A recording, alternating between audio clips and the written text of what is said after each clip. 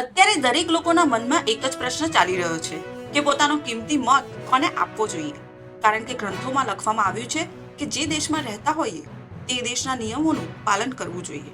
જે ધરતી આપણને અનાજ આપે છે તે ભારત માતાને વફાદાર ન રહીએ તો આપણે કૃતજ્ઞ કહેવાઈએ. ભારતની પ્રગતિ માટે એક નાગરિક તરીકે આપણી ઘણી બધી ફરજ છે. તેમાંની એક ફરજ એટલે મતદાન. ઘણા બધા દાનની જેમ મત આપવો તે પણ એક દાન છે અને એટલે જ તેને મતદાન કહેવામાં આવે છે. અને આથી જ મતદાન કરવું તેમજ રાષ્ટ્ર માટે યોગ્ય નેતાને ચૂંટવા તે સૌની ભક્તિ અને ફરજ છે.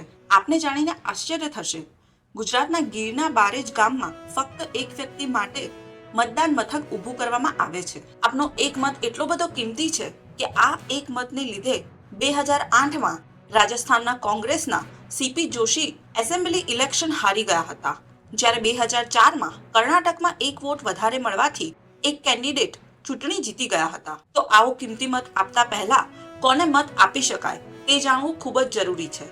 ભારત દેશનો પાયો ધર્મ છે અને આથી જ એવી વ્યક્તિને મત આપવો જોઈએ જે વ્યક્તિ ધર્મપરાયણ હોય તેમજ ધર્મ માટે પોતાનાથી જે પણ થઈ શકે તે કરવા તત્પર હોય. ધર્મ સાથે ધન પણ એટલું જ જરૂરી છે.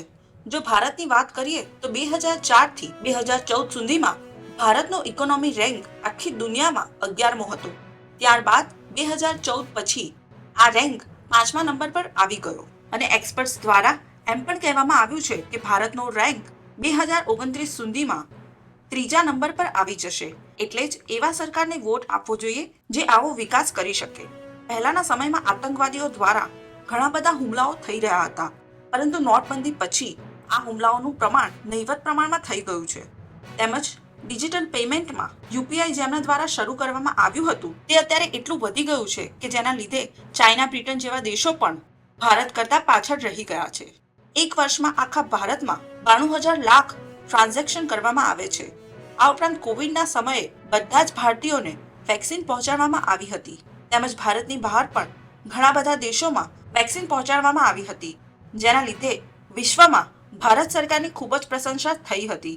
આર્ટિકલ 370ના લીધે કાશ્મીર ભારતમાં હોવા છતાં પણ ભારતનો ભાગ ગણાતો નહોતો. તેને હટાવવામાં આવી અને કાશ્મીરને ખરા અર્થમાં સ્વતંત્ર બનાવવામાં આવ્યું. આમ જાણી ચકાસીને આપે કિંમતી વોટ આપવો જોઈએ તેમજ આપણે 100% મતદાન થાય તે માટે પ્રયત્ન કરીએ તેવી પ્રાર્થના. આ વિડીયોને આપના સગા સ્નેહીઓને શેર કરશો જેથી તેઓ મતદાન માટે જાગૃત બને. તેમજ આવા જ વિડીયોઝ માટે પ્રમુખ પ્રસંગમ ચેનલને સબસ્ક્રાઇબ કરશો.